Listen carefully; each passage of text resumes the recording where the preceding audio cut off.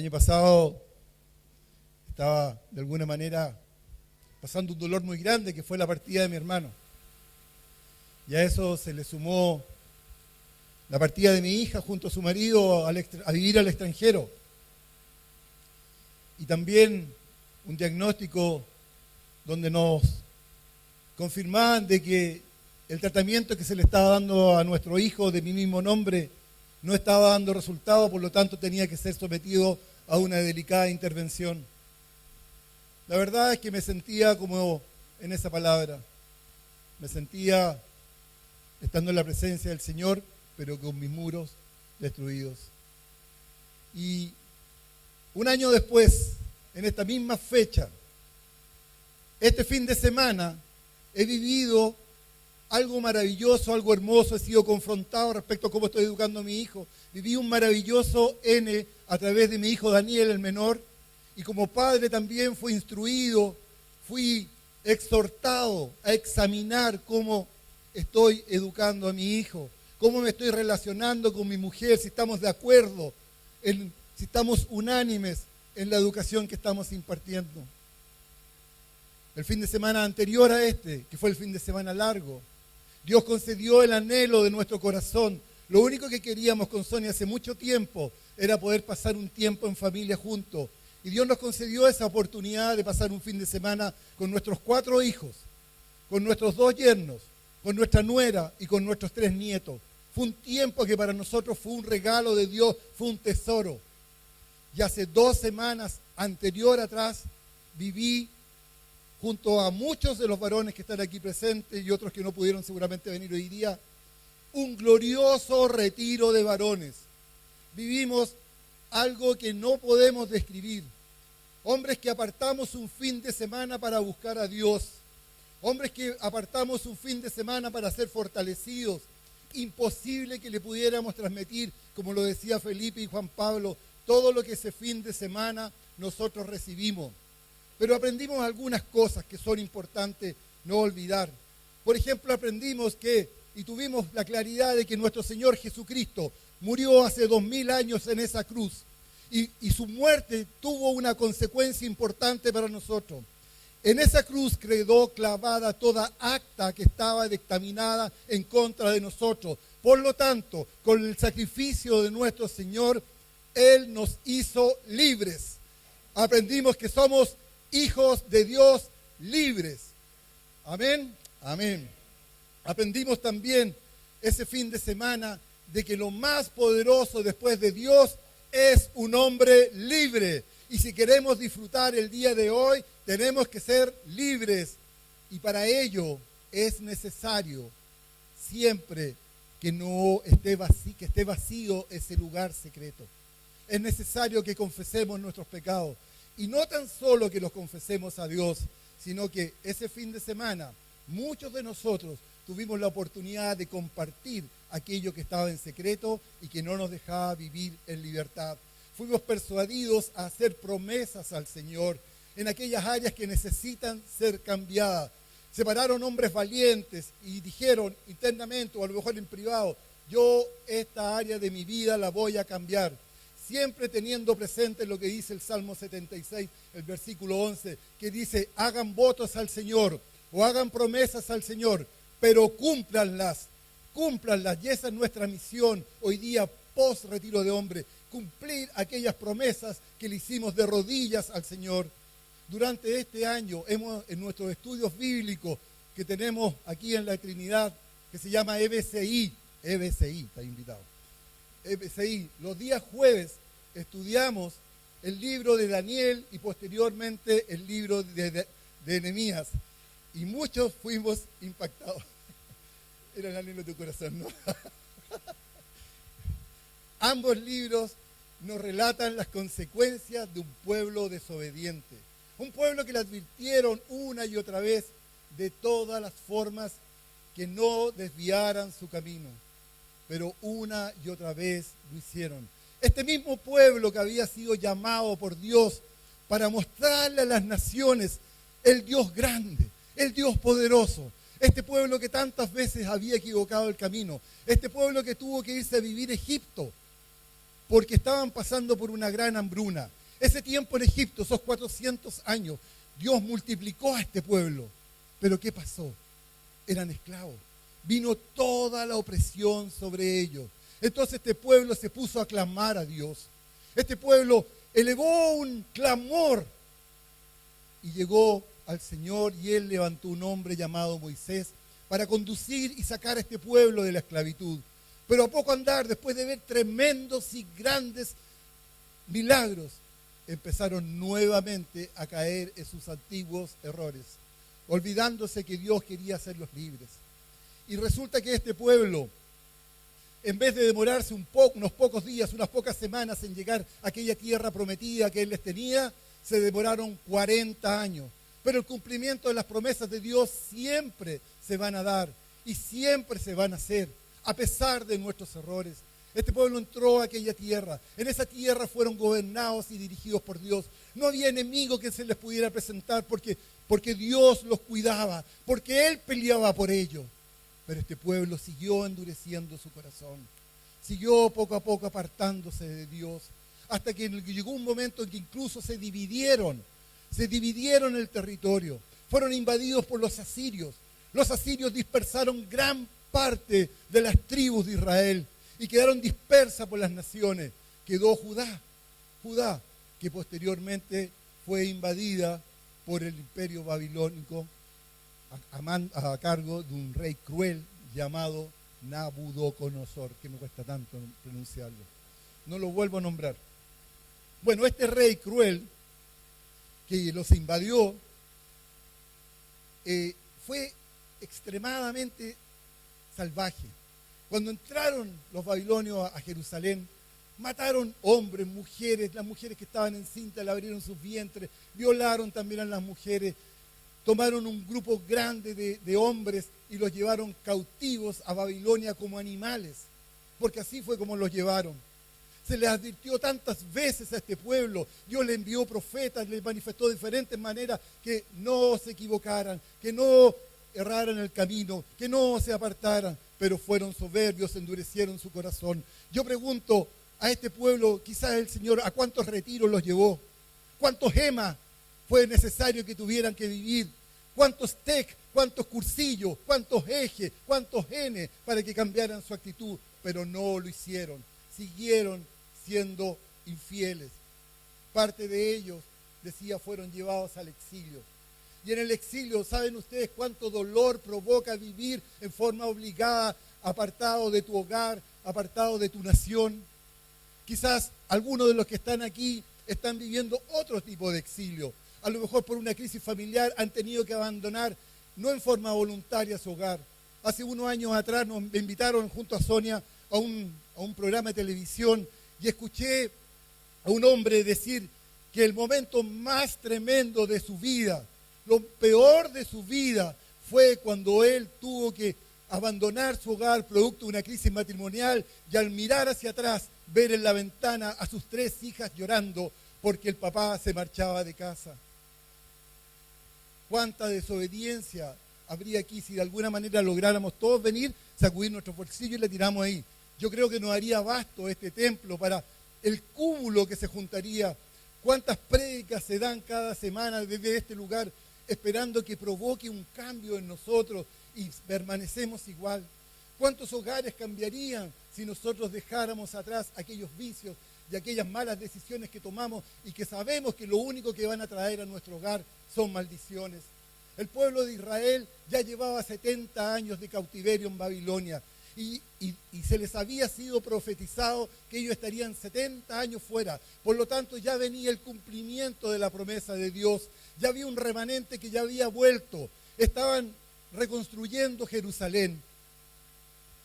Pero en eso Nehemías escucha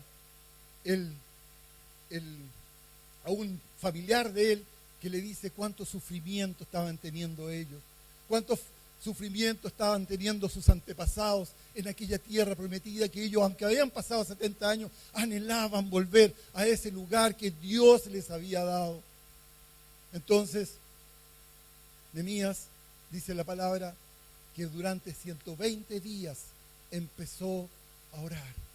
Dice que hacía ayuno, lloraba para buscar la guía y la presencia de Dios. Porque sin duda él tenía en su corazón un propósito, ir a levantar esos muros a ese pueblo que tanto necesitaba.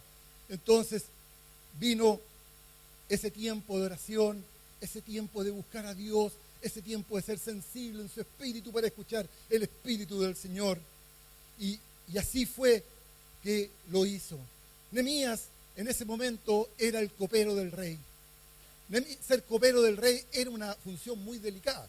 Primero porque vivíais bien, vivíais con los placeres de palacio, vivías al lado del rey, porque este rey, Artajerjes, que era el rey que nosotros lo conocimos por la película 300, era un rey cruel, como eran todos los reyes en ese tiempo, y no aceptaba que ninguno que estuviese a su lado tuviera cara de limón o cara de pomelo. O sea, todo el mundo tenía que estar alegre. Nehemías no podía estarlo, porque él estaba sufriendo por el dolor que estaban pasando sus antepasados, sus familiares. Entonces, en una de estas, en buen chileno, el rey Artajerjes ve a este Nehemías con cara de pomelo, con cara de pescado, y le dice: ¿qué te pasa vos, Nehemías, que tenías esa carita? ¿No ha pasado eso alguna vez a nosotros? Bueno, sí, a él también le pasó. Entonces, en ese minuto, Nehemías, que estaba lleno del Señor, porque había pasado tiempo conversando con Él, tiempo en comunión con Él, le cuenta lo que está padeciendo y le pide su autorización para ir a Jerusalén, para llevar gente, materiales y levantar aquellos muros que eran tan necesarios. Este rey cruel, que no aceptaba nada, le da la bendición. Y no tan solo eso, sino que le abrió todas las puertas y le dio más de lo que él pedía. Le dio permisos, le dio recursos, le dio respaldo, le dio protección. Cuando tú tomas decisiones que has consultado previamente al Señor, ¿acaso no crees que Dios te dará todo lo necesario para ejecutar aquella obra? En la antigüedad, una ciudad sin muro estaba totalmente indefensa ante sus enemigos. Hoy me pregunto cuántas veces dejamos sin muro nuestro hogar, dejamos indefenso a quien Dios nos dio para cuidar. ¿Cuántas veces tomamos decisiones sin consultar que provocamos tanto dolor? ¿Cuántas veces no cuidamos a nuestros hijos? ¿Cuántas veces no honramos a nuestros padres? ¿Cuántas veces descuidamos nuestro trabajo? Somos negligentes, tenemos mal carácter, dejamos lo peor en el hogar y lo único que logramos con ello es quedar sin muros, sin protección para que vengan los enemigos y causen dolor. Es el tiempo de levantar aquellos muros. Es el tiempo que significaba que sus habitantes ya no podían vivir con seguridad. Era necesario hacerlo. Hoy día nuestro deber como cristianos es no permitir nunca que esos muros se agrieten, que nunca se destruyan, que esos muros nunca se vengan abajo. Y si están abajo, es el tiempo, y por eso esta palabra de exhortación para nosotros, para la comunidad, es el tiempo de levantar, de avanzar. Por eso este lema de avancemos. Llegó el tiempo de correr, llegó el tiempo de levantarlos, como nos decía tan bien Juan Pablo hace un rato atrás. Pero ¿cómo lo hacemos? Si es tan difícil, déjame entonces hablarte de aquel Dios desconocido, que es aquel Dios que está esperando por ti y por mí. Y me quiero ir a esa segunda palabra que está en la segunda carta a los Corintios, en el capítulo 13, en el verso 14, que está así como cayéndose de la escritura, como que cuando uno la lee con el último suspiro, así como que ya no tiene ningún significado seguir leyéndola. Pero déjame decirte que esta palabra es una palabra profunda y tremenda, y que dice que la gracia del Señor Jesucristo, el amor de Dios y la comunión del Espíritu Santo sea con ustedes. Amén. Te voy a hablar del Dios olvidado, del Dios que ha hecho morada en ti, que ha hecho morada en mí. Me refiero al precioso Espíritu Santo. Este es uno de los versículos más profundos y que nos conducen al poder de la Trinidad. Estos versículos resumen 3 expresiones que nos muestran a Dios. Primero, al Padre. Habla de que Dios es amor. ¿Quién de nosotros no ha escuchado alguna vez que en la palabra afirma que Dios es amor? Él nos ama tanto que envió a su único Hijo a morir por cada uno de nosotros en la cruz. Habla también de la gracia de nuestro Señor Jesucristo. ¿Qué significa eso? Que vino, Dios se hizo hombre para morir por cada uno de los que estamos aquí presentes. Él entregó en esa cruz hasta la última gota de su sangre para que nosotros fuéramos salvos, para que nosotros conociéramos de la salvación, para que se estableciera un puente entre Dios y los hombres. Él hizo un regalo inmerecido para nosotros. Eso es la gracia de Dios. Entonces, ¿cuál es la característica principal del Espíritu Santo? Del Espíritu Santo es tener comunión. Busqué en el diccionario qué significa la palabra comunión. Y me encontré que comunión es relación, es afinidad, es similitud, es aproximación, lazo, unión. Todo eso quiere el Espíritu Santo con cada uno de nosotros. Algunos dicen, no, el Espíritu Santo es como una paloma, porque así lo leí, que se posó sobre Jesús. Otros podrán decir, no, el Espíritu Santo es cuando yo vengo para acá, me arrodillo ahí, viene el pastor Juan Luis, me pone la mano y siento un calor que me caigo. Otros podrán decir, no, es que cuando viene Alfredo y te pone la mano, me da como una corriente que se me paran los pelos, se me erizan los brazos. Otros podrán decir que es como un río que fluye en mi cuerpo y que me trae paz. Otros podrán decir es como la miel, algo dulce que entra en mí y que es irresistible. Pero déjame decirte que eso son solo una de las señales o manifestaciones de estar expuestos ante la presencia bendita del Espíritu Santo. No debemos ser engañados. El Espíritu Santo no es una sensación. El Espíritu Santo no es un sentimiento ni es una experiencia. Es algo más grande que eso. El Espíritu Santo es lo que nos va a mostrar la forma de vivir cada día. El Espíritu Santo es el que podrá hacernos cambiar aquellas áreas que debemos necesariamente dejar atrás. El Espíritu Santo puede saciar nuestra sed. El Espíritu Santo puede sanar nuestras heridas, puede purificarnos. El Espíritu Santo no es algo, el Espíritu Santo es alguien. El Espíritu Santo es tierno, es todopoderoso. El Espíritu Santo es quien le dio sabiduría al rey Nehemías para hablarle al rey Artajerjes. El Espíritu Santo fue quien movió a este rey cruel para que le concediera todo lo que él necesitaba y le dio aún mucho más. El Espíritu Santo es quien ungió al Mesías, que llevó a cabo lo que el Padre le había pedido. El Espíritu Santo fue el que levantó después de la muerte a nuestro Señor Jesucristo y lo levantó y le dio autoridad y le dio gran poder y hoy día está sentado a la diestra de Dios Padre. El Señor Jesús le dio su promesa a los apóstoles, que serían revestidos de lo alto con gran poder. Y les dijo, quédense, esperen hasta que venga el poder sobre ustedes. Y así lo hicieron ellos. Fueron obedientes y quisieron durante ese tiempo, al igual que Nehemías, se pusieron a buscar a Dios, a orar, a pasar tiempo con Él. Pero esta promesa, amigos míos, no fue tan solo para ellos. Muchos años no la hemos entendido. Se ha entendido mal, porque Dios aún derrama de su espíritu para los que tienen hambre. No fue solamente para los apóstoles, fue para todos aquellos que tienen hambre. Por eso para mí fue tan valioso aquello de que más de 100 hombres apartáramos un tiempo para ir a buscar a Dios, para ir a buscar nuestra sanidad, para ir a buscar, para avanzar, porque yo sé que eso va a tener un premio y una recompensa, porque Dios recompensa a quienes lo buscan y a quienes tienen hambre de Él. Por eso es tan importante que cada domingo, cuando tú vienes a este culto, vengas con expectativas, vengas con hambre, porque Dios te va a premiar. Tu Espíritu Santo va a hacer maravillas y grandes cosas contigo, aunque afuera te estén esperando bomberos, como le pasó a Felipe. Felipe llegó y se encontró con 1000 tropiezos. bombero le llamo yo, porque él venía encendido y quería esa agua apagar ese incendio, ese fuego que él tenía en su corazón. Pero ¿saben qué? No es posible, porque cuando el Espíritu Santo te toca, va a hacer grandes cosas contigo y va a concluir la obra que empezó. Amén, amén. Tenemos que entender.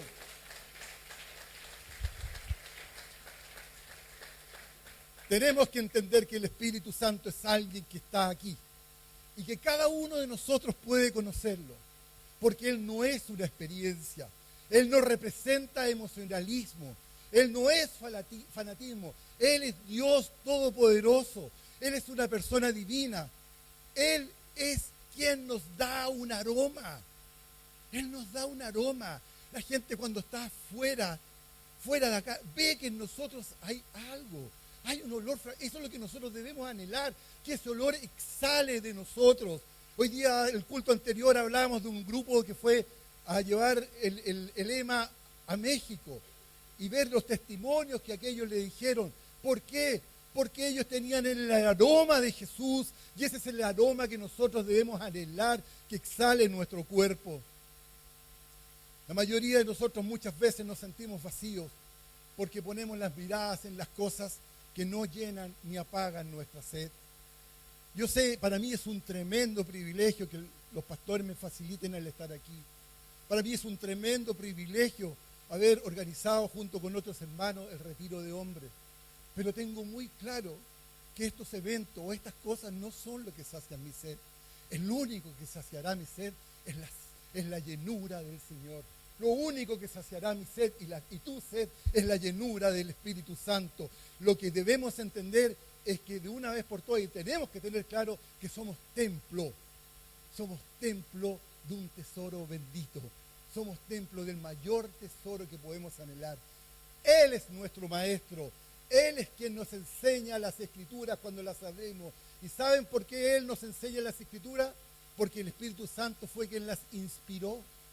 Él es quien nos podrá enseñar todo lo que no le gusta y que habita en nosotros. Y eso fue lo que ocurrió el fin de semana en el retiro de hombres. Fuimos confrontados con aquello que estaba en lo secreto, con aquello que estaba en nuestro corazón, que solamente lo conocíamos nosotros y Dios, y fuimos confrontados para que eso saliera a la luz. Y Él hará que concluya la obra para que cambiemos esa área. Sin embargo, la cosa no fue tan fácil cuando Nehemías emprendió este viaje, porque se encontró con enemigos. Cada vez que uno empieza a construir algo que está destruido, que está en estos muros allá abajo, ya sea una familia, ya sea un matrimonio arruinado, una misión, una obra que hay que cumplir, un sueño que no hemos logrado hacer, muchas veces vamos a enfrentar obstáculos, dificultades, incomprensiones, y se levantarán los enemigos. Pero también siempre el Señor nos dará recursos, nos dará soluciones factibles al cumplimiento de estas obras. Me encantó descubrir que Nehemías se levantó en oración, buscó comunión con su Dios. El espíritu que fluyó en Nehemías es el mismo espíritu que puede fluir a través de cada uno de los que estamos aquí presentes. Es un espíritu que nos puede dar coraje, sabiduría y poder para emprender aquellas batallas que tenemos que dar. Y este hombre entonces llegó a su pueblo y los animó. Estaban ahí mirando, lo único que podían ver eran sus enemigos. Lo único que podían ver era aquello que les infligía temor. Pero ahí llegó este hombre y él les habló. Entonces Nehemías, lleno del Espíritu Santo, lleno de la presencia de Dios, y viendo que esta amenaza estaba sobre ellos, estaba ahí, les dijo, no teman. Pero antes que eso, yo creo que Nehemías debe de haber pasado delante del pueblo así como revista. Y debe haber empezado a mirar así como estoy mirando yo a cada uno de ustedes. Y tiene que haber visto que algunos están fríos, que algunos estaban cabizbajos, que algunos ya no querían caminar, que algunos se encontraban derrotados, que algunos ya se habían dado por vencidos. Y llenos del Señor, les dice, lo que está ahí en el verso 14. No teman delante de ellos. Acuérdense del Señor, que es grande y temible. Confíen en su Dios. Confiemos en nuestro Dios. Y continuó diciendo, peleen, peleen por vuestros hermanos, peleen por vuestros hijos, peleen por vuestras hijas, peleen por vuestras mujeres, peleen por vuestros hogares. Y a eso es lo que estamos llamados, a pelear, a pelear, a pelear por aquello que está destruido a nuestro alrededor. Aprendí que Nehemías no se amedrentó ante los ataques de los enemigos, que nunca lograron intimidarlo, pues él dependía y confiaba de su Dios. Yo no sé cuáles pueden ser los muros que están agrietados o que están destruidos a tu alrededor. Dios los conoce y Él va a estar contigo, pero déjame decirte que Satanás también los conoce. Y Él hará cosas y Él pondrá cosas para impedirte que se cumpla lo que tú has recibido. Pero ¿saben qué? Dios se manifiesta en nosotros siempre. ¿Para qué? Para que seamos más que vencedores en Cristo Jesús. Aprendí en este estudio que Dios hizo algo grande con un hombre que pasó 120 días en oración y ayuno. Pasó 120 días buscando la guía de Dios. Y solo en 52 días construyeron algo que parecía imposible a los ojos de los hombres. Es decir, Nehemías pasó más tiempo buscando la guía y la presencia de Dios. Pasó más tiempo buscando la llenura de su Dios que lo que se demoraba en ejecutar algo que para los ojos de los hombres era un imposible. Pasó 120 días orando y tan solo en 52 días construyó algo que ningún hombre podía imaginar que se podía hacer. Es decir, esto nos enseña que para Dios no hay nada imposible, porque para Dios nada es posible. Yo quiero, el fin de semana del retiro de hombres, hicimos una declaración. Los que querían, lo que estaba en su corazón, hacerle una promesa al Señor, recordando lo que nos enseña el Salmo 76. Si le prometes al Señor algo, cumple. Y si está en tu corazón hoy día hacer una promesa, si está en tu corazón prometerle algo al Señor y quieres acompañarnos con lo que hicimos los varones en ese lugar, ponte de pie y hazlo junto a estos hombres que van a renovar aquella promesa que le hicieron al Señor. Y los que no, por favor, no se sientan obligados. Esto no es por obligación, esto es por convicción. Solamente habemos un grupo de los que estamos aquí presentes que sabemos lo que vivimos allá. Pero si ustedes nos quieren acompañar prometiéndole al Señor algo, bienvenidos sean. Amén.